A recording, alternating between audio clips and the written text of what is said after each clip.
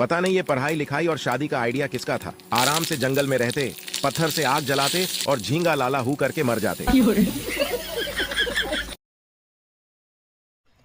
Welcome back to my channel.